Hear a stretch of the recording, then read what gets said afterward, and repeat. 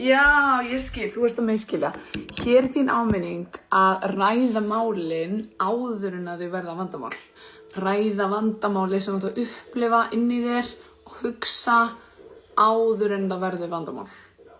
Þannig að segjum að þið finnst alltaf pirrandi að makiðinn gera eitthvað, bara gengur aldrei frá úlpunni sinni, þú veist, úlpan er alltaf á gólfinu og hún fer alltaf á gólfið og þú horfir alltaf á úlpunni og hugsa, gengur ekki frá helvítis úlpunni og þú gengur frá henni og hugsa, ok, ekkert mál, skiptir ekki máli, svo gerist þetta aftur og þið finnst alltaf pirrandi og svo springurðu.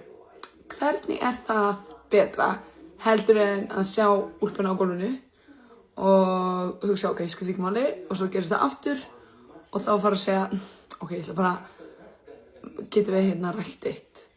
Ég finna að það er eitthvað að fara að pirra mig á úlpunni alltaf gólfinu. Það er ekkert með þau að gera. Mér finnst það pirrandi, ég veit að skiptir engu máli, þú veist, þín úlpa, en ég vildi bara segja þetta upp átt svo þetta sé ekki að bugga mig. Og ég kynna að meta ef þú myndir geta hringt hann upp bara því það er að bugga mig.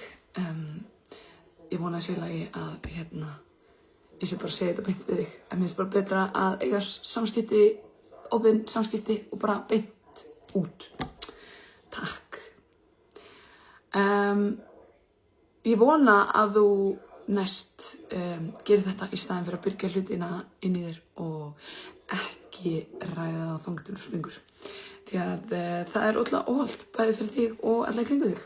Og þá getur þú upplifað samviskupið yfir að hafa sprungið og þá kannski segir ekki neitt aftur í einhver tíma og svo springur aftur, þú veist. It's not a good pattern. Þannig að já, og ef þú þekkir einhvern sem er svona endilega senda þetta á þá manneskju eða kommentaði. Þetta er mjög vinsamleg ábending. Það er mjög mikið af fólki svona, þú veist ekki eitt. Þetta bara kemur frá hjartanu.